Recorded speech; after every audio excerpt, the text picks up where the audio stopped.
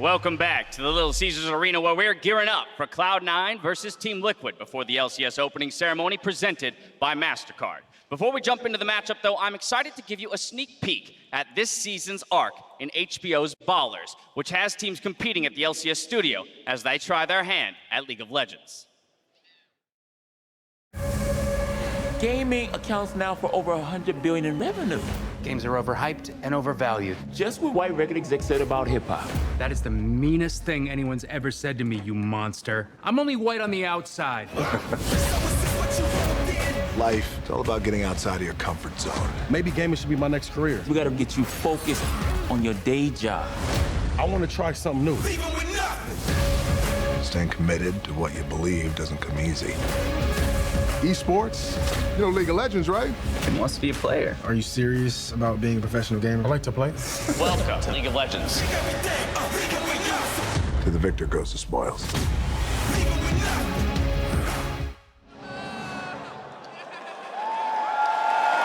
honest, Dash, you only had us play that trailer because you have like 2 words in it, right? You called me out. Yeah. Why Welcome to you League of gotta out me Legends, in front of this Dash. massive crowd like that? He's on HBO now. It was an absolute blast to be filming that. Definitely check it out.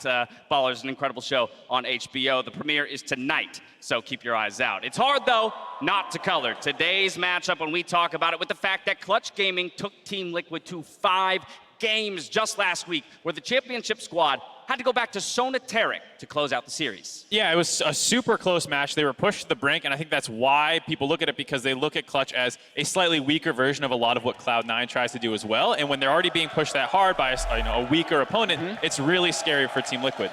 Yeah, I think the teams share a lot of similarities as far as how they might try and play an assassin mid lane and go for flanks, but I do feel like Team Liquid may have been looking past Clutch a little bit and rebuckled down in that game 5. So you don't do this with many teams unless they're 3-time consecutive champions, but I'm willing to say that we're gonna see a stronger Team Liquid today. Yeah, that absolutely will come way more prepared, having met Cloud9 before in the finals, knowing that they've played with some of the players as well. You know you're not gonna underestimate Svenskeren, a former teammate and finals winner with Doublelift. And knowing that they dropped both regular season games to Cloud9, I spoke I spoke individually with Doublelift, and he definitely cited those losses, but said he's confident, even in the face of that they can come away with the win here today. That's going to bring us, though, to the mid lane, because that's really what I want to talk about. Avali talked about it. There's been a lot of words exchanged between these two. Nisqy, Jensen. Nisqy's looking to do what Jensen could never do on Cloud9, and that's win a title. And I like looking at the parallels between these two mid laners, because when Jensen was on C9, people said Jensen was only successful because of how well C9 played around them. And now they're saying Nisqy's only successful because of how good Svenskeren is. So if Nisqy can actually win a title with C9, it could mean so much for his reputation. But there is already a lot of salt on both sides. I mean, besides that, if he wins a title with C9, yes, Jensen can accomplish success with Team Liquid, but it also shows that the roster in C9 really was never the issue. It would have hurt him to know, okay, I went to a team, but it was my mistake to recognize that Cloud9 could not have won a title. And funny enough, he goes from C9 to Team Liquid, which is, in everyone's mind, Doublelift's team. Yeah. And now he's finally on the All-Pro first team. And in last series, he was a huge factor in their wins. He actually picked up the series MVP for that one because of those amazing carry performances in their wins. And so Jensen is finally starting to get all that credibility that I think a lot of people feel like he should have been getting a long time ago. And now Nisqy has a chance to kind of butt in there and grab it for himself. And the interesting thing was that Jensen came into that semifinal matchup with that wrist injury, not playing a lot with the team, so switching over to watching a lot more VODs, watching those games, studying how does Cloud9 play, knowing that they're going to be their opponents. That does give you a good opportunity to see what are the patterns that Svenskeren and Nisqy tend to gravitate to, and that will really make it a lot easier for you to recognize how to play mid lane against a very dangerous mid-jungle duo. And while that matchup is new for the final stage, we have 2 junglers that have essentially been facing off, or at least alternated appearances in the finals since spring of 2015. Yeah, there's 9 consecutive finals with Svenskeren or Xmithie, or both of them in it. And we do have the MVP in Svenskeren, against Xmithie, who, if he wins, will have the second most LCS titles of all players. So some historic stuff happening in this matchup. And I think that's what's really interesting to me is I think the accolades that these players have speaks to their play styles as well. Svenskeren is this monstrous pop-off player who's going to snowball his team to victory, picks up the MVP. Xmithie, quieter, more controlled focus, quietly has the second most, titles of all time in the LCS. So that really, to me, speaks to not just how good they are, but also how they shine individually. Which I think is actually going to play out really well in the matchup. We hear from a lot of Team Liquid members that Xmithie is all about tracking the other jungler. Does he know where they're at all times? Whereas Svenskeren will have to try to be more unpredictable. He is the more explosive player. He does make a lot more flashy plays. But if the other jungler, if Xmithie is tracking you, you're never going to be able to get off the ground. So Svenskeren has to get creative with the pathing and the picks to surprise Xmithie and catch Team Liquid off guard to hopefully snowball a victory. And just as with the mid lane matchup where we talk about Nisqy being Jensen's replacement on Cloud9, if we go ahead and pop up to the top lane, similar situation. Just last year. Licorice versus Impact. Yeah, they played in the finals last year. Unfortunately for Licorice, Impact got the best of him. But this is a really interesting one because Licorice was starting to develop himself as the premier top laner in North America. At the end of last year, that's what everyone's consensus was heading into spring as well. But then in summer, that totally flipped around. Yeah, and I think Impact has been around for so long across so many different metas. Last year, yes, Impact was the tank player. Even when we saw some of the old highlights, it was the Impact and Ray, sword and shield. Impact has proven so much versatility, and I think this split solidified himself as the best top laner, even though before the wrist injury, maybe sometime even in spring, you would have said Licorice. So those opinions have been seesawing for the last couple years, have a chance to flip again depending on the results today. The man has a Jack skin from Season 3. I mean, he has been around for so long. Yeah. Yeah, without a doubt. But now we have to talk about the elephant in the room. It's the bot lane. Doublelift, CoreJJ, Sneaky, Zeyzal, quite possibly the best bot lane we've ever seen. Yeah, and the two most storied players here are Doublelift and Sneaky. Doublelift is 12-2 against Sneaky in the postseason and also has 6 titles to Sneaky's 2. But they do face each other fairly often, and I can't wait to see what happens. The thing that's incredible, too, is both of them actually have 8 finals appearances. It's just the fact that Doublelift has actually been able to win a lot more of them, and that's why he has kind of become the undisputed best bot laner in North American history. As well as the fact, we were talking about earlier, that 12 series win streak that he's on currently, able to add another one to his belt potentially here. Listen, the ADs are fun to talk about, but the reason why Doublelift stepped up was the addition of CoreJJ. He was really the runner-up for MVP with only 4 points. Quoted by Doublelift, the best support he's ever played in, a guy that's been to World Finals twice, won one of them, and he played in North America before, came back for the sole purpose of really claiming this region and finding success here. This guy has had so much success in his career that when you contrast it to Zeyzal, it really feels like a much worse mismatch than in the Doublelift versus Sneaky matchup. And while we could go on and on and on about this matchup, nobody wants it more than the players themselves.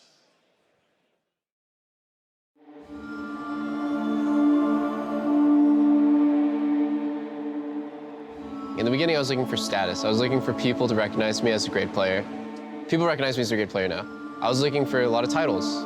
Now I have the most titles. I was looking for a lot of things, and I got them all. And now, at its most basic form, I'm just looking for competition. There is no defense. Svenskeren shows up, but the base will fall. Back-to-back sweeps. TL's the best team in North America. The last time I was in the finals was 1 year ago. It was against Team Liquid. We basically got smashed 3-0. I'm here because I'm just sick and tired of losing. The last 2 years, every single time we made finals, lost in quarterfinals, lost in semis. I don't want to see another team raise that trophy. I want to be the one on that stage in the final moments, winning it all. I've been searching, what does that mean, Nate? I've been learning, grabbing my keepsakes, leaving my burdens. Well, I brought a few with me, I'm not perfect. Looking at the view like this concerns me. Picking up the cues right, I'm quite nervous. Hate it when I lose sight, life gets blurry and things might hurt me. It's probably gonna be a long journey, but... With our addition in Nisqy in the roster and TL's addition of Jensen, basically we won out on the straight. World out there, kids, grab your coats. Been a minute, I know, now I'm back to Rome. Looking for the antidote to crack the code. Pretty good at I make it all classic. Only pity given to me, but I can't condone. Talking down to me, I'ma have to crack your nose for cracking jokes. I'm looking for the map to hope. A lot of people are still think of like, oh, I'm the replacement for Jensen. Personally, I don't think I like being compared to him. If people compare me to like FLICKR, then like sure, you know, like he's the greatest mid laner of all times, right? But like Jensen, like he didn't even accomplish like a lot. I think Nisqy's a bit too overconfident for how little he has accomplished. I don't think he's ever played in the finals before, so I think he should, you know, maybe like get an ego check or something, but I mean, I'm sure I'll give it to him at the finals. Where the beat go?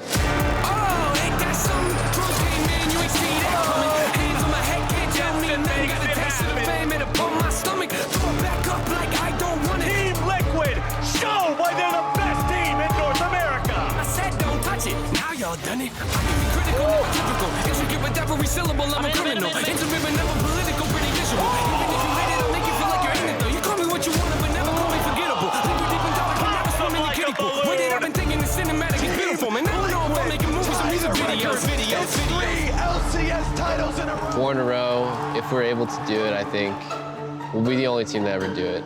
If TL does manage to get the 4 titles in a row, I don't think you can ever argue that they're not the best team NA has ever had. We just solidify ourselves as the best team that's ever been playing in LCS history. My mission right now is just to stop TL from winning the 4th.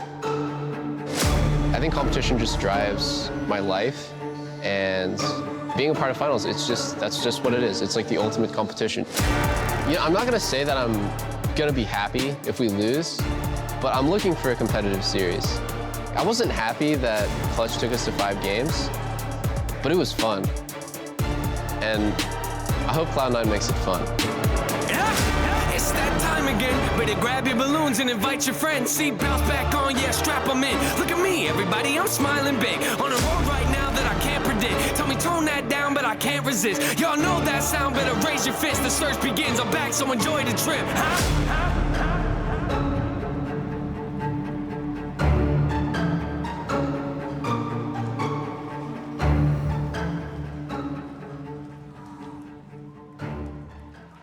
The players, they well know what's at stake here, and so do the fans. But now I turn to you and ask you one very pivotal and pointed question, which is, what is going to be the most important thing in this series? We ran through lane by lane, but where does it all turn?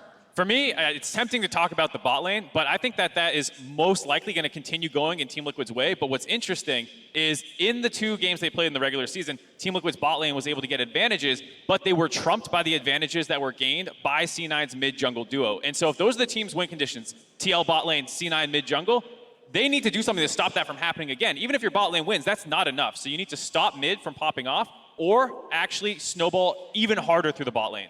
And for me, I do think it's the MVP Doublelift, the MVP CoreJJ in the bottom lane that is the most important thing. I think the fact that it's just assumed that they will win doesn't make it less important to me. I think for TL to win their 4th series, those guys need to continue to dominate the way they consistently do. And the normal is not Jensen getting smashed in the mid lane. I think that will happen, and then the deciding factor in the series would be Doublelift and CoreJJ dominating bot lane.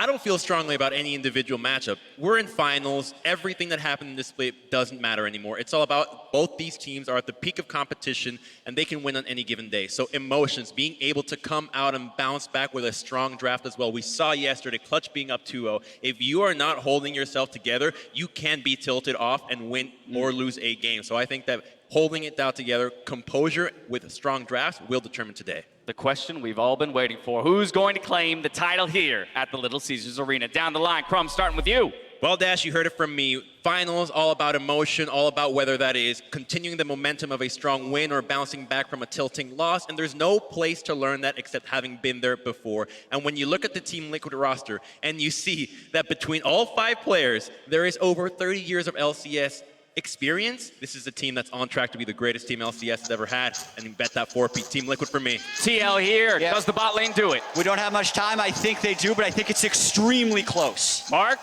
They already flew it. Team Liquid, there we go. They already flew it. You see that countdown clock behind me? The stage is set. We're ready to go as I throw it down to the LCS opening ceremony presented by MasterCard.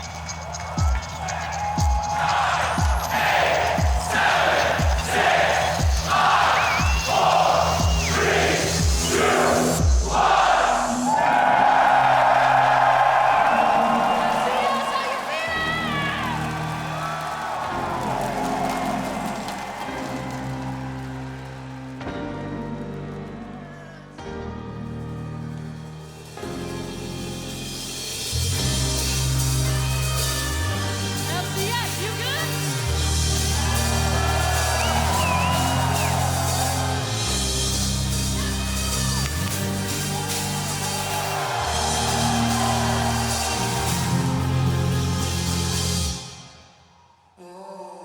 From start to the finish, I'm in it.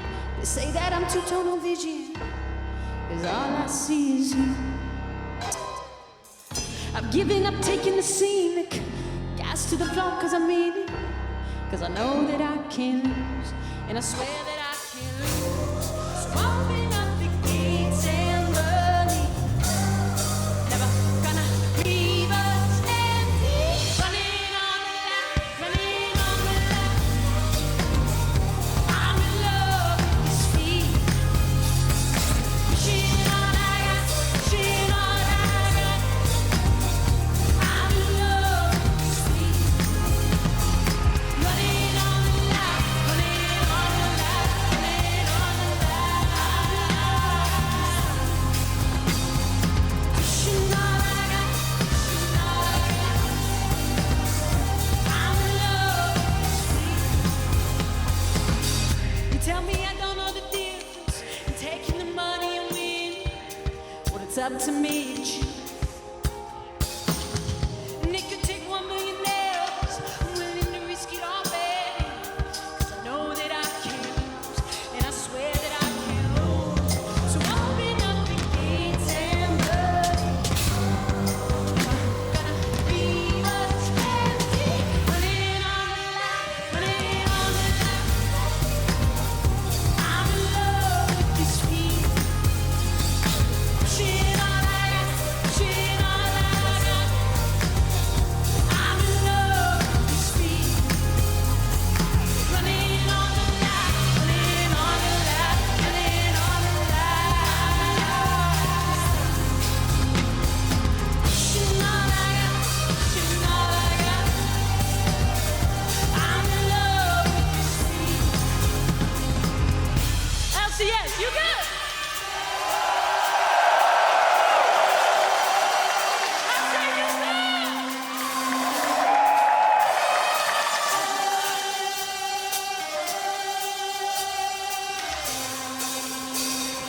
Pushing it all and on, pushing it all and on, pushing. I'm in love with the feeling. I'm in love with the feeling. I've been pushing it all and on, pushing it all and on, pushing it all and on, pushing it all and on. Hello, Detroit! Let me hear you make some noise! I said, let me hear you make some noise! We are here today to witness the culmination of a split riddled with ascension and descent, crescendoing now to this very moment. Two teams have risen above the rest and now have only one thing in mind: prove themselves on this stage today and become LCS champions. First up, looking to put their 5-year drought behind them, a team as storied as the LCS itself, Cloud9. Your starting 5 in the top lane, a titan of North America, Licorice. Just above in percentages for about each category, and now he might even get the kill. Flashes forward, gets Scarl. Yep, and they're going to continue looking for In the those. jungle, Licorice goes in. your Look at the next Summer stun. Split Honda MVP, Svenskeren. It's just to stop TL from winning the fourth. And they're trying to deny the Bluey. Oh my God! He flashed for it! You madman! Svenskeren's going to find In the him. mid It's a lot of lane, damage. dominating the regular season and fighting for his first title, Nisqy! Veigar can do no wrong. Nisqy gets another kill. He's on a rampage. They're going to try for him. At bot lane, founding member,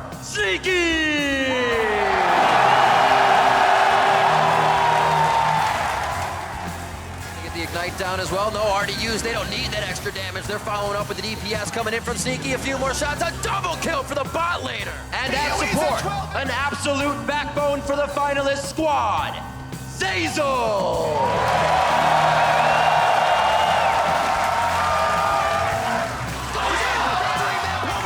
First blood from Opper going against Optic here for Cloud9. That was a flash away. Today, they challenge an LCS dynasty who aim to make one thing abundantly clear. North America belongs to them and them alone. Team Liquid! Your starting five in the top lane. First team All-Pro top laner, Impact.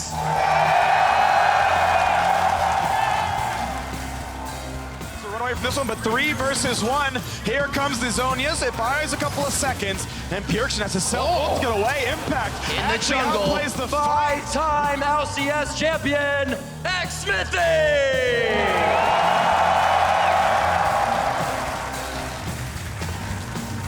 Coming through, Xmithie seals his fate. Counterattack here with Xmithie. Nice multiple man knockup. Oh, what a deny! In the mid lane, defending the title versus his former teammates, Jensen.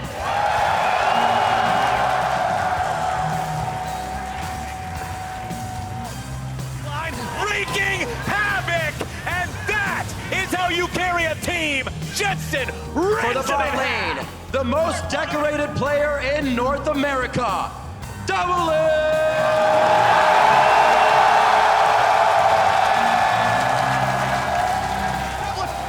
Kill, and he's got the shutdown. The power cord so strong, and the next shot will get a double kill. 5, 2, and 6 on the Soda. Team Liquid will answer the challenge. Joining him, first team All-Pro support and the most dominant support to grace the LCS, CoreJJ.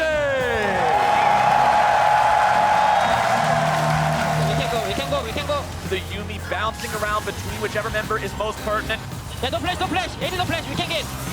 Keep pressure. Detroit, please give it up one more time for your finalists, Cloud9 and Team Liquid.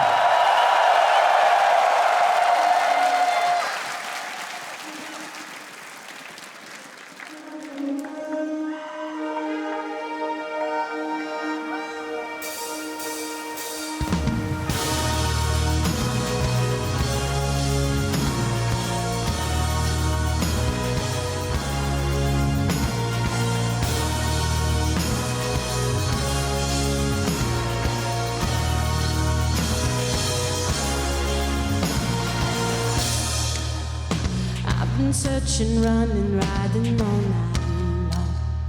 I've been thinking about the places I've been long. Am I going tonight? Never gonna think twice. Never gonna think twice. I'm a queen and a soldier, got something to fight for. I'm losing my mind. I'm a queen and a soldier, relentless and chosen. I'm fighting a war tonight. I'm a queen like I'm a queen like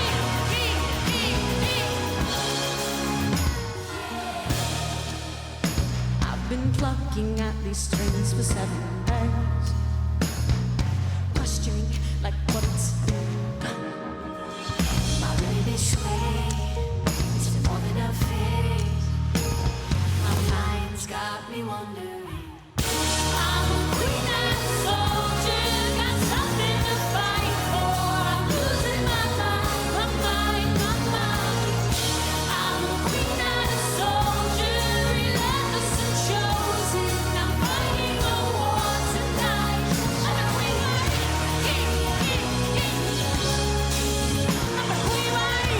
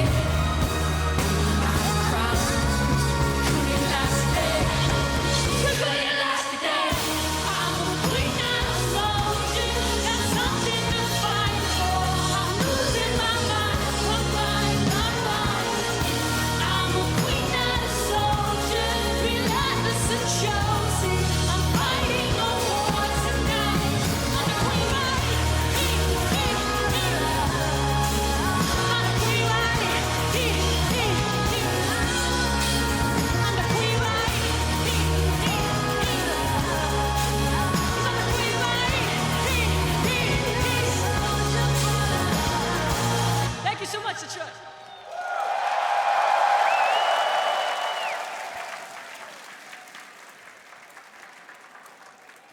Thank you so much to Jax Anderson and MasterCard for the opening ceremony. And thank you, Detroit.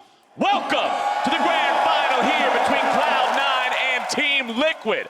I am Clayton Captain Flowers Reigns, and I am joined by Sam Kobe Hartman Kinsler and Mr. Isaac Azale Cummings Bentley. Let's get into it. Man, I'm so excited for this finals. We've been waiting all year long. Summer finals finally here. I know. I talked to Riv a little bit earlier. He said he was going to make me cry with the opening a bit because I always tear up with the power of the audiences in these live stadiums, and he did just that. That's exactly what you want to see getting into a moment like this.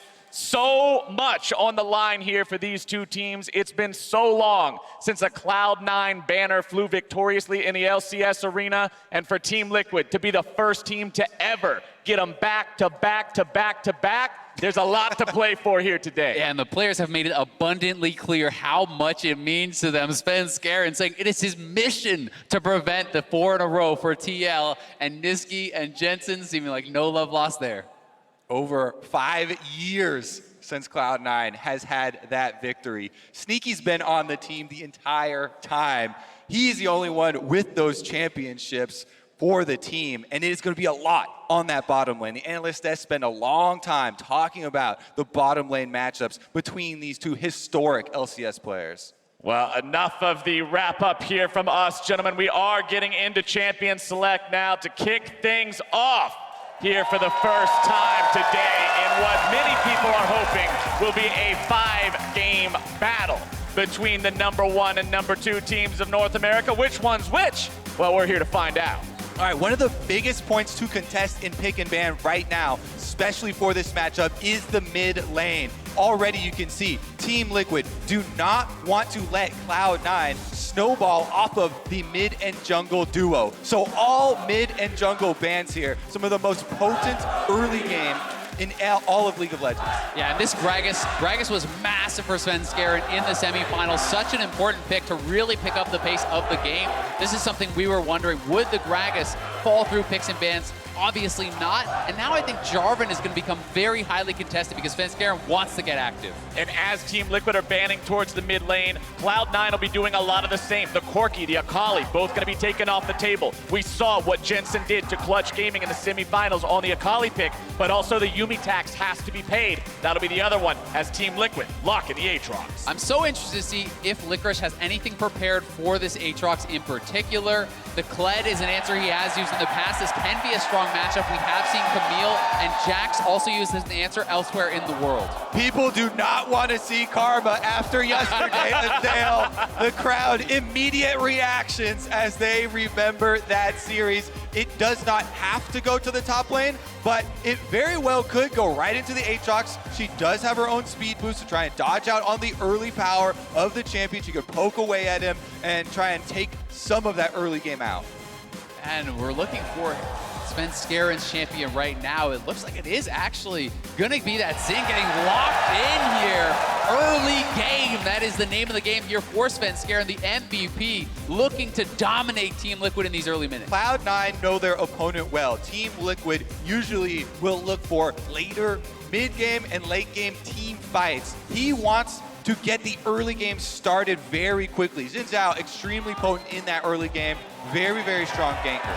And the response from Team Liquid, they're going to pick up the Lovers duo there for this bottom lane that we've seen accomplish so much so far in summer. Now, I actually do like the positioning of this in the draft here for TL because there's only one pick available for Cloud9 before the next round of bans comes up. This means that they cannot go for a snap Caitlyn Morgana or anything along those lines, so TL could ban out some of the problematic supports for Rakan, such as Morgana, perhaps even Leona, which we've also seen be very effective. And so Cloud9, their strategy, you can see here with the Sivir lock in, trying to get Sneaky some wave clear for bottom side. They don't want to win that bottom side of the map. They just want him to deal with the minions, deal with the pressure. Meanwhile, that signals Cloud9 must want this Zeyzal active on the top side of the map. If you pick a champion like that for the jungle, you have to have the early plan. So it's all going to revolve around the extra solo lane pick that they do get and where that flex lands. And as Cloud9 have already picked up a jungler for themselves, it's easy to target the jungle pool now of Xmithie without worrying about shooting yourself in the foot at the same time. Skarner, a pick that Xmithie has played plenty of times, has an incredibly successful record on the champion, will not be allowed to play it here in the first game today. Jarvan also banned out. You mentioned that earlier, Isaac. They won't be playing that one this side for Team Liquid either, so the pool of Xmithie being pinched down a little bit here as Liquid will now target the support role, getting rid of the Alistar for Zeyzal. Yeah, we can see, Sejuani kind of conspicuously missing from the ban page, but Cloud9 is saying, hey, grab that if you want, because that is a slow pick, that is a scaling pick, and they're looking to fight early and often before that Sejuani comes online. Another thing that's missing still is the Azir. Still on 9.15, incredibly strong champion from the mid lane, scales very well, and it dangling there must mean Cloud9 have something planned to try and counter it, planned to try and kill it, given that they had this early pick. Well, Cloud9 is going to go ahead, lock in the support for themselves, a playmaker in the Thresh. And we had initially thought this Xin, alongside the Sivir meant he was going to be playing to the top side. Thresh now gives you the option to be playing alongside that Thresh, especially if you have that pushing lane. Thresh can get out of lane alongside this Zhao, try to look for roams towards mid lane, control that bottom lane river, which will be pivotal because we have seen Cloud9 focus so much on roaming back and forth between mid and bot. One of the main things that a Thresh brings to a team is shoring up some of the weaknesses of champions that typically can only initiate and cannot retreat, cannot get out of bad situations. Thresh covers that weakness of Zhao. Xin cannot dash safely, can only dash to aggressive targets. And so Zeyzal might be able to get Svenskeren out of those situations. And there's that Azir I was talking about. They left it hanging the whole time. I know they have to have something planned if they leave it up. Now, Xerath is considered a very good matchup in this. We did see Veigar come out for Nisqy. It was actually against the Corki in the regular season, and this was a lane that Nisqy did dominate. Both their regular season matches came down to that mid lane, and Veigar's gonna get locked in for game one. And that's exactly what I was looking for. If you leave it up, you have to have a plan to kill it. The cage from Veigar. Very, very damaging stun here. Can lead to a lot of problems for Azir. So we'll look at Jensen. Will he take the cleanse? How are they going to deal with that? Yeah, you cannot dash through that box. You will get actually stunned up. And that is problematic not just for the Azir, but if you're looking at team fighting, Rakan, Sejuani, Aatrox, all wanting to fly forward into the Cloud9 team, will have to do so through that event horizon, which can be very problematic. Cloud9 were 2-0 versus Team Liquid in the regular season, and their first win was with Veigar. Bringing back the champion now, Nisqy versus the mid laner that he replaced is going to try and attack him early. And so much onus now, I feel, on Cloud9 to be proactive with this Zhao. When you're looking down at Sejuani, Azir, Doublelift having the Xayah, there is so much powerful team fighting and frontline on Team Liquid that if you think it comes to late game 5v5, that could be problematic for Cloud9, so they want to get the ball rolling here early. I mean, between the Zhao and the Thresh, the initiation potential is there, especially when you consider the speed from Karma and Sivir assisting these champions. But on the other side of the board, you've got Sejuani, you've got the ability to go in with the Emperor's Divide for the follow-up as well. Rakan is there. There are so many tools for both teams, and that makes this first game draft so exciting for me. Better get excited for game one of the finals. Team Liquid are playing meta, and Cloud9 are playing to counter the meta.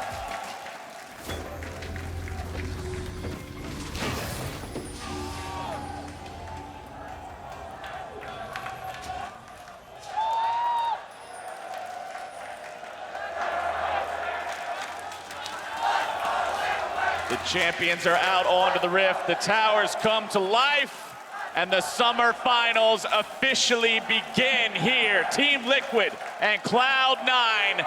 3 games means you win it all.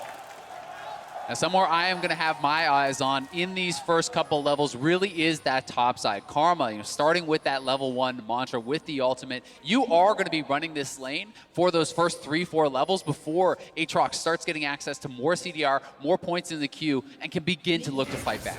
There is a lot of emphasis on the early stages for the Karma versus Aatrox matchup, because later on, after Aatrox gets the ultimate and there are wards around for the junglers, he can have kill pressure on the Karma. So Karma has to make use of the early advantage. Early on, Licorice, range advantage, and Klepto is going to try and mine as much of those procs off this Aatrox and bully impact as much as possible. And as the minions collide here, we're going to take a step back and hear from what we heard earlier from Svenskeren and his thoughts on Doublelift.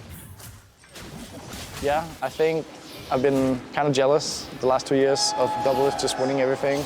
I feel like when we were playing together on TSM, I didn't really realize how important he is to a team, that really whenever the game, like the series really matters the most, he's able to always show up and just shock call. I think that's one of his greatest attributes, and it's something I've been trying to learn from him over the last 2 years of just constantly like losing, is that when the game really matters the most, like you just have to be loud and show emotion. And I think I finally got some of that.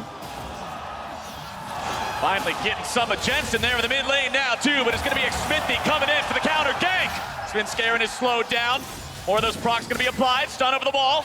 Xmithie will find the CC, but Jensen is too low to follow up. The 2v2 continues, but both sides will disengage. Yeah, very intelligently, Nisqy was actually focusing Jensen as they chase Svenskeren, and he gets him low enough that they cannot continue that chase, but critical early counter gank there for Xmithie. And look at the sustain for this lane. No potions left for Azir, no charges left on the corrupting potion for Nisqy. Everything expended from both teams. They know how pivotal the mid lane matchup is. And as we see both these junglers contributing towards the mid lane here early on, the stat that popped up on the side of your screen, it was a 5-0-6 score line for this Veigar of Nisqy when they played Team Liquid with it before. It was almost a third of the team's entire damage output. The man can pop off on this champion. I'm not surprised to see Xmithie making sure he hovers around here to stop Cloud9 from playing through it. Yeah, and something I actually noticed here, very interesting, it's actually the Relentless Hunter taken from Nisqy. So that is out of combat move speed, which tells me he does want to get out on the map. He does want to be moving down around and perhaps focusing that bottom lane. Very typical with this player. We looked at the location of the kills for Nisqy, one of the mid laners in the LCS that roams most frequently and has some of the highest kills and assists pre-15 minutes into the game. Bottom side, Doublelift and CoreJJ taking control of this lane early on. Xayah and Rakan, very powerful in lane, especially early with the ability to synergize those Ws, fling the feathers out, make Zeyzal and Nisqy hang back a while until that wave clear comes online. And as you expect here, the Xayah Rakan pushing out with Doublelift and CoreJJ getting this early lead in CS. The C9 duo trying to stay safe, trying to deal with the minions and keep them off of the turret plates. Yeah, and you can see even their itemization kind of goes alongside that, right? It is Doran's shield, defensive for Sneaky, as well as the coin to help just play this a little bit more passively and keep that income up. Zeyzal gets unhooked there, but considering the follow-up damage isn't too much to be spoken about, it won't turn into much. And you expect this Team Liquid bottom lane to pop off. You expect these guys. This duo lane was 2 out of 3 of the finalists for the MVP vote. Doublelift and CoreJJ are constantly just being a step above their opponent. And you have to look at the small mechanics that are going on in this lane. Just there, we saw Sneaky use the spell shield without actually blocking a spell. That is costly for your mana, and we talk about controlling the minions. That all is determined by your mana resource there. Without that, the Sivir isn't able to do the job as effectively. So it's these small things that do start to add up in the lane. You have to keep your eye on. If you want to take a little pro view, then you can have a closer look. Now, critical first buy here for Licorice. It is actually the Lost Chapter, so this is not going to be tank karma. This is not an Iceborne rush to try to dominate this lane. This is more about the wave clear, and this is going to allow you to be more effective in the team fight stage as well, with the additional burst that the eventual Ludens will give you, and the extra AP for shielding up these hyper carries that are going to be on the bottom side of the map. Plus, as the game goes forward, you can then transition into a more supportive style build if that's what you want to opt into later on, or just get your favorite headgear, start packing even more AP, and send those inner flame missiles straight into the lines of Team Liquid. But after that first 2v2 that happened in the mid lane, the junglers haven't gotten involved with a whole lot else just yet, as the trades continue. And the big reason is for that, this guy, Svenskeren, the MVP, with him blowing his flash, it makes it very dangerous for Zeyzal in the early stages of the game without a lot of extra vision to be confident in making those offensive plays. We mentioned the weakness of this champion has always been it's not flexible in the mobility on the map. He can only charge to enemy targets and cannot get out of a bad situation if he finds himself without an ally. Svenskeren on the Zeyzal, normally a pretty exceptional duelist for a champion, but he's 1 level down against Xmithie. Gonna continue chasing towards this one Here now. comes Impact. Impact's coming in for the collapse first. World Ender already used. There comes the Emperor's Divide. And there goes first blood. Team Liquid's able to make it one. Will they find number two? Nisqy's about to be put in the dirt. And Licorice has to flash away. Impact continues the chase. But the blast cone will keep Licorice alive. Team Liquid illustrate our point cleaner than any instructional video could.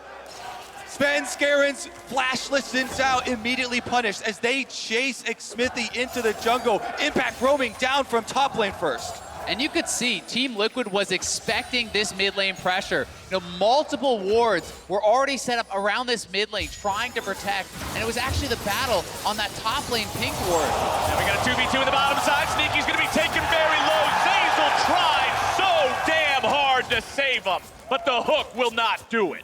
Yeah, not able to, and bad goes to worse here in the early game for Cloud9 as they're thwarted around that mid lane. TL anticipating that jungle pressure and there to meet it, and then this amazing bottom lane getting what they needed to on the bottom side. And Svenskeren going aggressive, but he's starting from such an HP disadvantage and down a level that with the earlier roam from Impact, this is always going to be a TL fight. And you can look at, you know, the miscommunication here maybe as far as the roam coming down. It's very, very dangerous play to go for. And this has huge ramifications for the rest of this game. Given the two team compositions that we have in the opener, you know, bottom lane also getting this kill here. Even though Zeyzal hooks CoreJJ out of that knockup, Doublelift just continues to walk forward on the Xayah with the extra attack speed, takes him down. Ignite was used and kill granted to Team Liquid. Plays across the map for TL 8 minutes into this game, puts them just shy of 2,500 gold up over their opponents. And Cloud9, with this early game jungler, with this carry in the Sivir and the Veigar that need time to scale up, we'll have to find a way to make sure this does not balloon any further. And you're going to have to be worried about CoreJJ now. Early Moby Boots purchase, he is going to be looking to get out of this lane and affect the rest of the map. You're going to have to really worried about Jensen. He had a level and a half lead over Nisqy after that last skirmish because the minion wave was also in Team Liquid's favor. Azir is one of the best scaling champions on 9.15. And Jensen with the early lead here, even getting one of the early kills, is going to fund Team Liquid's mid game. Xmithie now with the ultimate available on the Sejuani as well. We'll see what he's able to accomplish with this champion. CoreJJ and Doublelift have both left the bottom lane, clearing some of the vision out of that bottom side of the river. With the control they have over this bottom half of the map, Team Liquid feels confident moving into enemy territory, taking control of the jungle. Exactly, and this is actually them showing their preparation for this match. They know how much C9 likes to play through mid, then take the pressure from mid and go to bot. Everything is warded up. No flash on Jensen. Svenskeren coming in for the gank, but they won't do much. Jensen's able to slide out before the event horizon connects. I mean, it's really this whole section of the map that now all belongs to TL. All around here is TL vision, and they are trying to set up for and counter out what they are anticipating Cloud9 wants to do based on their regular season matches, based on Cloud9 semifinals. And this really does speak to the level of preparation that the three-time champions have brought to this match. And those champions are now taking the Cloud Drake. They found the opportunity to get that free of charge. Bottom lane and mid lane both shoved up into the Cloud9 turrets, meant there was no way to respond. All right, Cloud9 now in a very dangerous situation. They do have the critical flash on Svenskeren back up now, and level 6 with Zhao. You can actually ult flash to try and get these knockbacks in the correct places, flash into a good place where you'll actually separate the enemy team in a favorable position for your teammates to pick up kills. But in order to do that, this vision that you're mentioning, Azale, you have to be able to track the enemy positions. It even becomes more difficult since the extra move speed on the side of Team Liquid with that Cloud Drake means they can respond very quickly. So Cloud9 have to be so precise with their next play as the game is already slipping out of their hands. And they know that they need to really be able to find those opportunities, as you're saying, 4 plays. And I think, you know, seeing the Proto Belt being built up here for Nisqy, that is going to give more additional opportunities as well. You can look for kind of traps with the Proto Belt into the cage, gain a little bit of distance there to try to set up for these potential ganks. But it is Xmithie and Impact both here, 4-man from TL. Talking about the setup, it's Nisqy thrown back into the Team Liquid line. Svenskeren looking to come in, keep his ally alive. Instead, he's going to be taken very low, taken down. Jensen still able to get himself away. Nisqy's not going to find the damage. Licorice grabbing the kill to CoreJJ. Sneak Sneaky comes in from the side to continue to assist Cloud9. And this one's going to be turned around. A double for Sneaky, and Cloud9 win the fight. TL get to the mid lane so much faster there, but CoreJJ was not able to get a hold of anyone. The cage was very well placed from Nisqy. They bought time for Sneaky, who was that extra man to roam up and really help to turn that fight around. Definitely some much needed kills, but during that time, Doublelift was the member for Team Liquid that did not join the mid fight, and he spent that time finishing off the bottom tower. All plates have been taken by the Team Liquid bottom lane, in addition to the first turret bonus. And that is solo plate and first turret gold going over to Doublelift there. He is going to be so rich. TL look like they are going to crush this fight. 4 members showing up, but look at this. Not able to actually get the charm over onto Nisqy, then locked down in the cage is CoreJJ. CoreJJ really wasn't able to accomplish much in this fight. Yeah, as you can see, the roam over here as well from Sneaky finally cuts off that extra kill onto Jensen.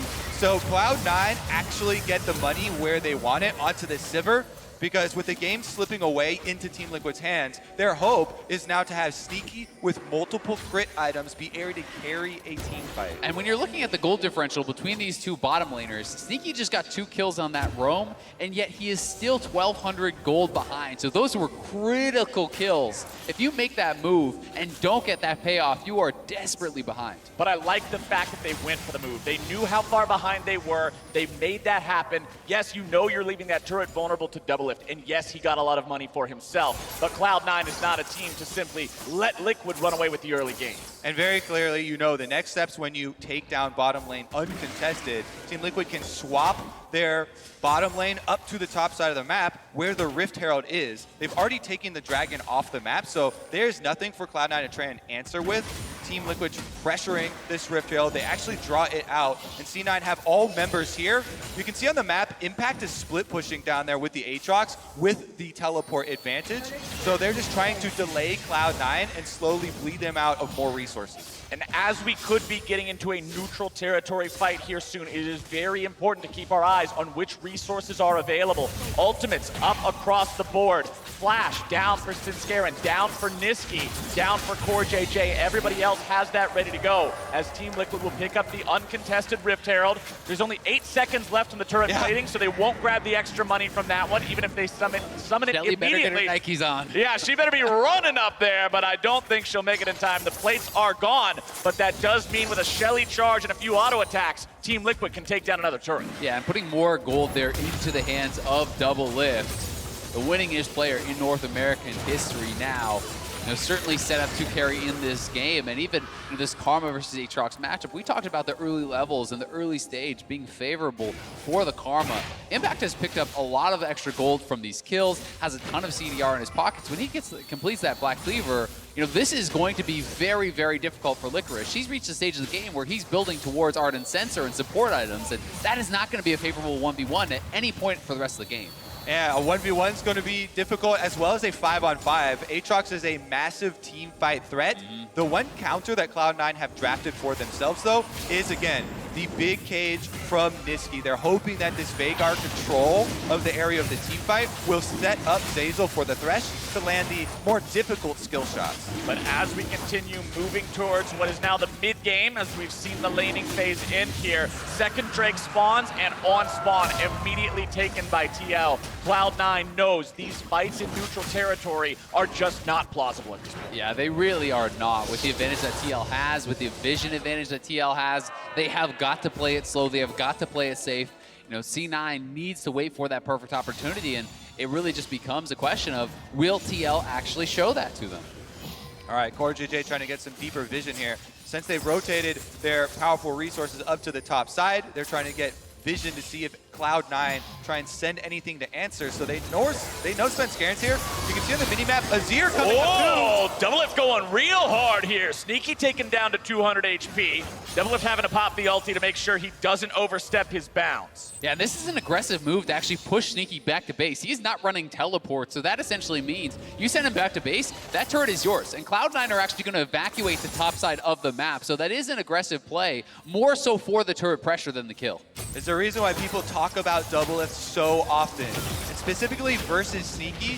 Doublelift's game score in playoff games is 12-2. only losing those 2 games back in 2016. So he has absolutely dominated this matchup. And in game number 1 here, it looks to be no different. Team Liquid, very, very strong. And especially when you consider the context of the stories of these bottom lanes throughout Summer Split. We've talked about how Doublelift and CoreJJ are both best in their positions, and for Nisqy and Zeyzal, the bottom lane of Cloud9 has been experiencing more struggles in this Summer Split than they have in almost any other, by most accounts. Yeah, we do have to remember, though, that both of the C9 versus TL regular season games, C9's bottom lane fell behind in the early stages, but then was able to pick it up in the later stages. Nisqy having some late game pop-offs on the Ezreal in their last one, and C9 now fishing with that event horizon from Nisqy. So there is still the opportunity for Nisqy to be set up for success in these later stages. You know, this is going to be an Athene second, it looks like, for the Karma.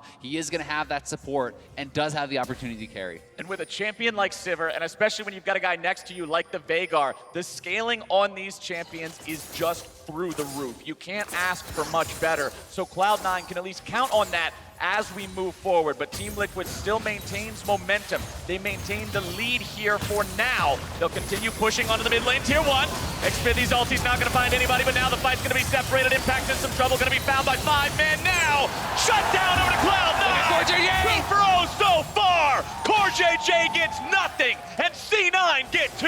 C9 have done it again. They get some kills in a mid-game team fight while down significantly in gold, in map pressure, in power, but they get the 5v5 victory. And another kill goes to Nisqy, that critical late game carry. TL overstepping their bounds a little bit here, trying to pull off the dive at the same time as this turret, but Svenskeren sees Licorice is on the side with him, and you can just turn and collapse on this 2-man squad. And look at that replay. Completely split off there. Team Liquid had their tank line and their DPS line on the opposite sides of that rock. They did not have Azir auto-attacking. They did not have one of their biggest carries adding anything to that dive. Plus, they started it off with one of Xmithie's kind of famous Sejuani ultimates that was unable to get them the initiation they're looking for. Like that in the finals. Cloud9 absolutely punished them. And that's one of those mistakes that you have to just cut your losses. You see that Glacial Prison fly out and miss, it's time to fall back because Cloud9 knows how to punish. But still, for TL, they do secure that turret, so it is just the 2 kills for the 1 turret. And certainly nice for Cloud9 from a deficit, but not devastating by any means here for TL. And they are going to have their eyes on this next Infernal.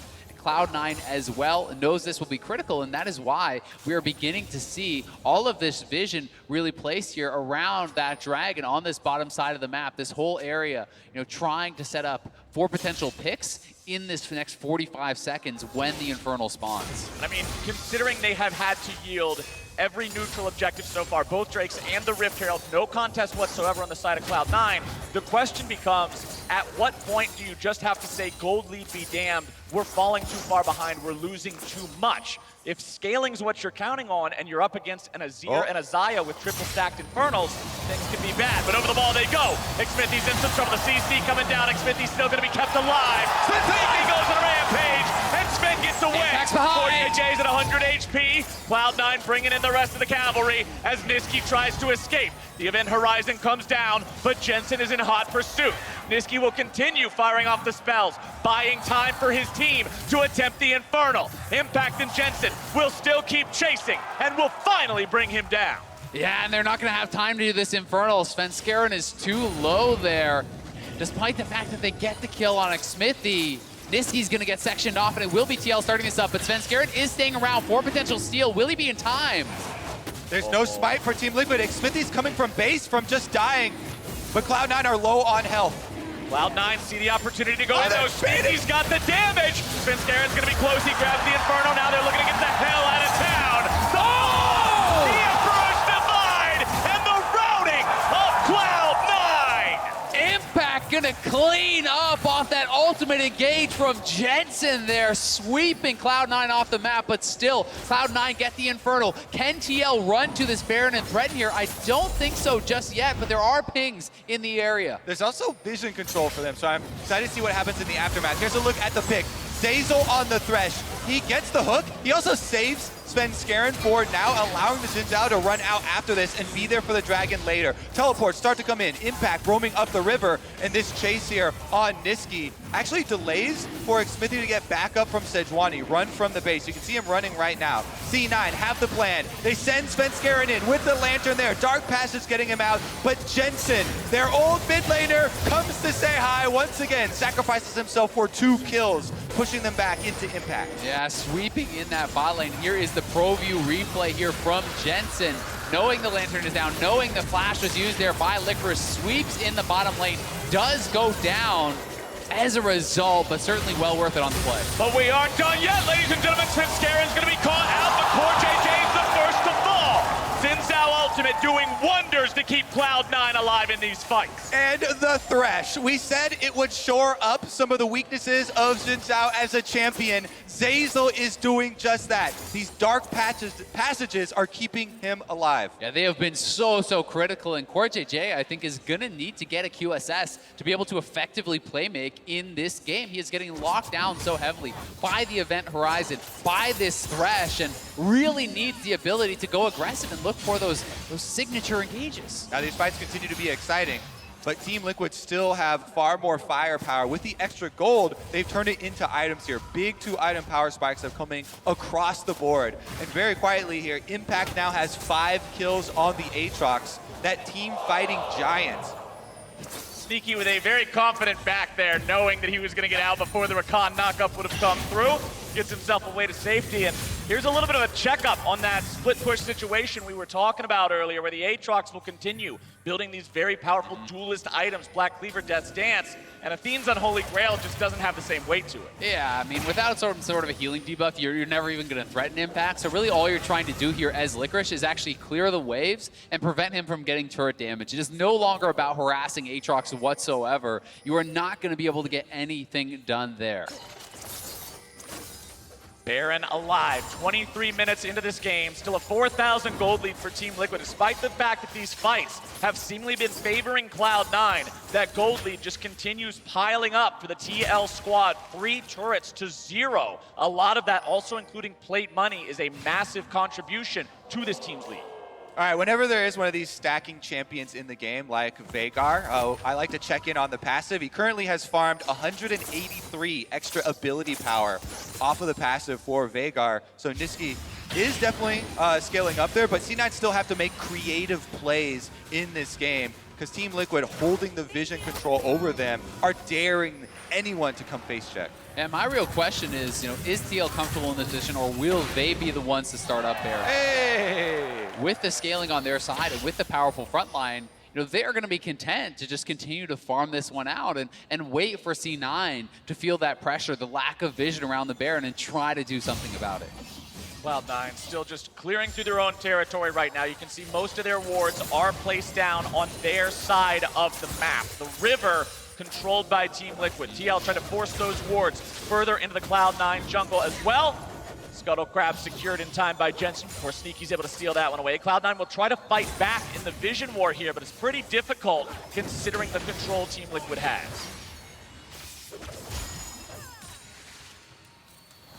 Certainly a tough position here for Cloud9. Xmithie going in. Oh, Nisqy finds himself jumped on, but a good cleanse getting him away from that. But now the counter engage is coming in, and Team Liquid's got the follow-up. Sneaky flashes away, but it's already a 2 for 0. TL got what they came for, and they're going for Baron. Baron should be fairly easy for them to pick up. No smite available to steal it away. So Team Liquid, all they have to do is make sure some random ability doesn't take them down. Nisqy into the river. Impact looking for... Oh, he stepped out of the bush. So they know he's there. Nisqy could potentially try to steal here with the combo, but that was off on the Baron, and not sure if he's going to have the cooldowns in the vision to even try. Veigar does an incredible amount of damage. Event Horizon coming down. Baron's going to be secured. CoreJJ taken low, but not going to be taken down just yet. Jensen going in, looking to find those kills. Nisqy's knocked up into the air. Event Horizon's not able to do it. And Impact is on a rampage. 6 kills for the Team Liquid top laner. Baron buff on, and they will take turrets. Team Liquid wearing purple, marching down the top lane. They'll summon up the Sun Disc to protect their back. and now this game is looking dire for Cloud9. And it was all off the engage there by Xmithie in the mid lane. The event horizon down. He finds his opportunity here. As soon as that gets dropped, he says, go, go, go. They know they're not going to have that critical defensive tool. CoreJJ coming in from the side, the charm and knock up on multiple members, and they get shredded. And CoreJJ flashes inside the Zhao ultimate there to avoid any possibility he gets knocked back by Svenskeren. Really good instant flash there. Everyone getting inside. They finish off the 2 kills so quickly, taking off the enemy's smite and opening up this push. And Team Liquid is a team that has a low average game time. They finish games quickly. Once they have the edge, they're fast to put it in their opponent's hearts. And I want to see that here now. Can they end this game off of that single berry? With these critical items coming in here for the bot laners, QSS now available for Doublelift and CoreJJ. They can play much more aggressively, not having to be as worried about potential hooks and that event horizon coming out of the Veigar. Impact remains on split push duty, putting the damage onto the turret, gets himself away with the dash. The event horizon not quite going to spawn in time to lock him down there. One more shot from that cannon minion. Never mind, he's distracted. They're close to taking out that tier 2 though, as the tier 2 mid lane also finds itself under siege by the rest of Team Liquid. Jensen actually setting up shop in the top side now, the 1-3-1 from TL. There are also 2 Quicksilver Sashes that have easily responded here to any sort of answer from Cloud9, so I don't know how they're actually going to find that opening. Honestly, you have to have like 2 forms of initiation to be able to even catch one of those guys. I mean, there's Banshee Veil on the mid laner, there's a stopwatch on the jungler, there's so many answers to the Cloud9 engage, and Cloud9 just getting pushed back here. TL going in again. They're going to get the ultimate out of Nisqy and most of his health bar as well. Redemption coming down to keep everybody strong on the push. Jensen sieging top. The rest are mid. Impact still set up in the bottom side. And Team Liquid's 3-pronged attack will make its way into the Cloud9 base. Cloud9 really up against the wall here. They need to make some sort of a play, it seems, very, very soon, or they are going to be losing multiple inhibitors here, but TL are not dissuaded even by that event horizon closing in on their second inhibitor. Inhibitor number 1 down, inhibitor number 2, couple more auto attacks. Number 3 now the target. Everybody from TL down here just trying to get Cloud9 away. C9 not finding much of a chance to fight. They're looking to go in on Impact, maybe able to shut him down. Nisqy grabs the kill, but C9 are still going to be forced away, and they will still lose inhibitor number 3.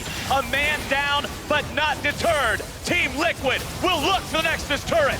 Number 1 is gone, and number 2 is under pressure. Xmithie's almost caught out, but he dashes himself to safety. Team Liquid is not through yet. They maintain their position in this base, but as Cloud9 heals up, TL falls back. Cloud9 have to be careful not to overchase right now. Svenskeren goes way too far forward and gets eviscerated by Doublelift's feathers. Licorice has to flash out, and TL says, thank you for the opportunity. We'll go right back to what we were doing. Xmithie's stopwatch keeps him alive, and Jensen brings down the Emperor's Divide. C9 are forced back into the fountain, and Team Liquid are putting the damage into the Nexus. C9 holds on for now, but with a TP coming in and health bars running low, TL takes game 1. Jensen sending a message with that final play, flashing onto Nisqy, knocking him into the team, and telling him to get out of his game. Punished for leaving that Azir up. Team Liquid, from the early stages of the game, able to get a lot of gold. Cloud9 really going to have a difficulty responding after that opener. Changes will be made in Champ Select. I do want to give credit to Cloud9, though. The mid-game plays they were able to make to come out on top in the team fights were impressive considering how far behind they were. But when you look at the turrets and the plates and the leads built by Team Liquid and the fact that one mistake in the mid lane that TL was able to punish led to a Baron, led to a game, TL is not a team that you can allow them to build those leads. Yeah, the most impressive thing for me here was Team Liquid's preparation. The obvious preparation for Nisqy and Svenskeren looking for those 2v2s, for them to attack Jensen. There were so many early game wards around that mid lane, preventing a lot of the opportunities that Svenskeren was looking for. And even when he found them, Xmithie was there waiting. They're bringing down multiple members. They are trying to attack the strong point of C9 and shut them down. C9 falls to Team Liquid here in game number 1. But for more on how this one played out, let's hear from the State Farm analyst desk. Thank you, Captain Flowers, and welcome Huni and DeMonte to the desk to help us break down this first game of the series, fresh off their own from yesterday here in Detroit. Could we have asked for a spicier or better game to kick off a best-of-5 finals? I don't know. That was pretty explosive. I think C9 fans would have liked for it to be a little closer maybe in the early game, so maybe better for Team Liquid. All right, let's dive into the draft, though, because we heard the casters talking about it. Maybe Cloud9 will look for some adjustments in game 2, but I want to get your opinions on how it all played out. Yeah, I mean, in my opinion, let's just start with the Team Liquid comp. Like, all the picks are, like, strong. This is, like, meta. Like, and also for the C9, I think if they really wanted to play Karma with a strong jungle, I think it would have been better with the mid Karma and the jungle Xin. And then actually they rolled out like early game, and then they use a snowball like way earlier. I think the mid pick with the Veigar and top Karma with the Xin jungle was like kind of doesn't make sense as a comp. So I think next game we will be able to see I think C9 will change some draft of where we go. Yeah, I feel like C9, a big strength they've had all year really is having Nisqy on these melee champions, having Svenskeren on champions that impact mid lane a lot. And you saw in TL's bans, they banned Gragas and Kiana and Aurelia right away. It's obvious that they're targeting the mid jungle out of C9. So I think for game 1, TL got the best out of them in the draft phase. And going into next game, C9 really need to think, what can they really pull out of their champion select to get Nisqy on something more comfortable? It was also how early they took that. Like the Zin's first rotation is something you just don't see. They could have potentially baited out more bans from if that was what you were going to anyways, potentially later in the draft. Maybe they were trying to protect other picks as well. Who knows? But either way, this is exactly what the game plan should look like from a TL playbook. You're there, you're camping mid, you're protecting him, you're forcing flashes out of Svenskeren, and you're making sure that there's no extra danger for Jensen, so we can just scale up on the Azir. Yeah, you saw even like right here, they're still playing, like Nisqy's playing on a champion like Silas. They're ganking mid a lot even early, and it even bit them in the back right at like a minute later when they got double killed. Yeah, I think both teams, were acutely aware of the fact that there would be plenty of action around the mid lane. This is where the first couple kills come in the game. It's from a rotation, actually, by Impact down here to make it a 3v2. Really surprising that he could get the inside track on the Karma top, who's supposed to be taken to get this priority in the top lane so you can play aggressively, but that's kind of the Impact's play style. Yeah, Impact is one of his strengths is that he actually predicted really well that where enemy teams are going to make the counter play, and then he actually sacked the top wave and to make our teams actually be more boosted up. Like, they're actually playing way more powerful. And then part of the Impact is that kind of style is like really helpful for the Team Liquid. Right, maybe goes down in CS a little bit, but gains the back end kills, especially for his mid laner there. But we already talked about it. There was plenty of action in the mid game here. And for Cloud9, while yes, maybe they drafted themselves into a bit of a hole, they really committed once again to what their champions were capable of doing. And I think intelligently used the Thresh as well to both initiate fights and escape them. It was definitely something where I think if you're a Team Liquid perspective, you're saying, wow, we could have played those a lot better. And for C9, they actually played them extremely well. So like you're saying, these hooks that were coming out, Rakan was missing a number of engages, and CoreJJ was not executing quite as well. That said, we got to talk about the Team Liquid bot lane. In Countdown, we were saying that is the expectation, that Team Liquid's bot lane will always come out of the laning phase with a lead, and they did exactly that. I think something I really enjoyed was there was some skirmish that happened around the mid lane, and I think TL was 4v5ing, and they might have came out 3 for 2, and the entire time Doublelift was just hitting the bot turret saying, good luck, guys. Right, exactly. But if he gets a 1,200 gold advantage, then it kind of works out. To be fair, before that skirmish even happened, he was up 20 CS, and they had already solo killed, C9's bot lane with this play right here. So, yeah, they were grooving and all over the map in the early game, and what's nice is once you're already ahead, you can kind of say, all right, we'll take this 4v5. Doublelift, don't even show up. It'll still be a 2-3 for us. I mean, honestly, this even skirmishes could have turned to way better for Team Liquid too. Like, this fight was like kind of horrible for what the CoreJJ like versus the enemy comp. Like, the Veigar was like, the cage was like pretty annoying, but CoreJJ definitely could have played way better. And this fight easily could have turned to, even though it was a 4v5, like let's say 2 for 2 or like 1 for 2. Like, and then meanwhile the Doublelift is getting both tier 1, which is like he got full. A very important double kill for Nisqy to pick up there to keep himself even remotely close in the goal. This is another one fight for Cloud9. Again, what speaks to me is the confidence by which all 5 members chose to take that fight on the right side, recognizing a split TL. And this is one of those interesting games where between the matches, both teams have such clear things to pinpoint. C9 cannot afford to have such bad laning phases, so they want to target about shoring those up, so you're not taking these fights down 4,000 gold already. But from Team Liquid's perspective, you didn't execute these well at all. With a 4,000 gold lead, you should be slaughtering them. And so both teams have clear things that they can look towards going into the next game. Yeah, I think if C9 do not change up something in draft phase and how they're laning, I think the next 2 games are going to be very difficult for them. Well, there you have it. That's a very, very definitive statement, but I think a lot of people would agree with it. So, if you had your druthers, what would you change from Cloud9's draft in order to ensure both a better laning phase and maybe some more options in that mid to late game, even if they are behind? Well, I think, first of all, I think Rakan is something that Team Liquid and Doublelift, they perform on constantly.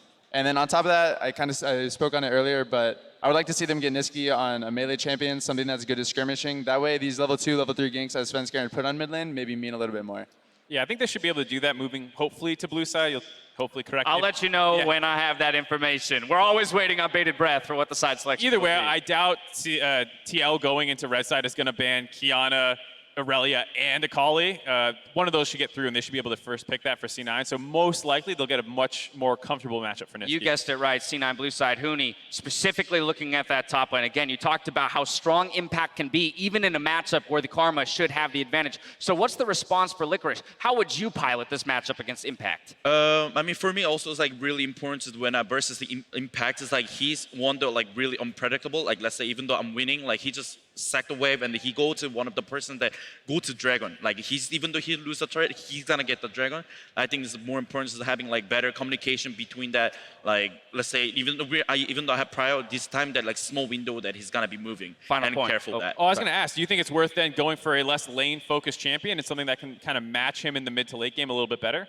Yeah, I think so too. Like what I mean is like these metas is like also kind of important to playing the true side, but what I mean is like the Drake and Nashor is like way too strong to play the side, and eventually it's kind of like 5 versus 5 com is gonna be winning this kind of metas. It was an action-packed first game. Damate, Huni, thank you so much for joining us here to break down that match. Game 1 of the finals goes to Team Liquid. We'll see what Cloud9 can bring to the stage when we return for Game 2.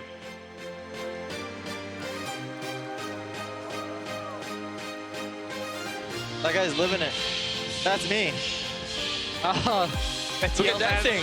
And it was actually the battle on that top lane pink ward. And we got a 2v2 in the bottom side. FLICKR's grabbing the kill to CoreJJ. Sneaky comes in from the side to continue to assist Cloud9. And this one's going to be turned around. Xmithie's ulti's not going to find anybody, but now the fight's going to be separated. Impact in some trouble, going to be found by 5 men now. Svenskaren's going to be close. He grabs the Inferno. Now they're looking to get the hell out of town.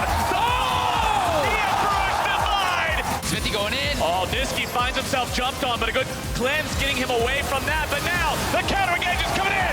Liquid are putting the damage into the Nexus. C9 holds on for now, but with a TP coming in, TL takes game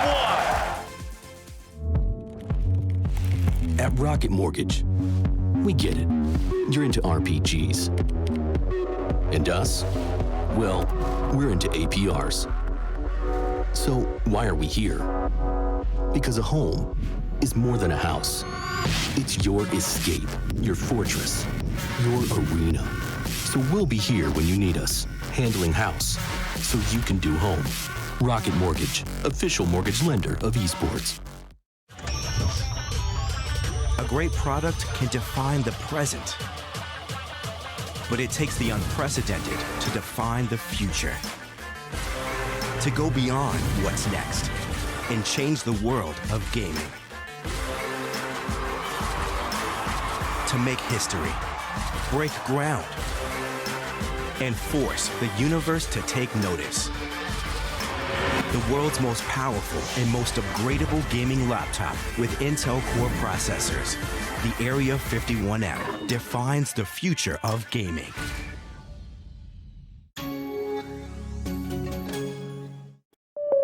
You've got your own car with your own insurance. Thanks, Steph. No more driving that old hand-me-down.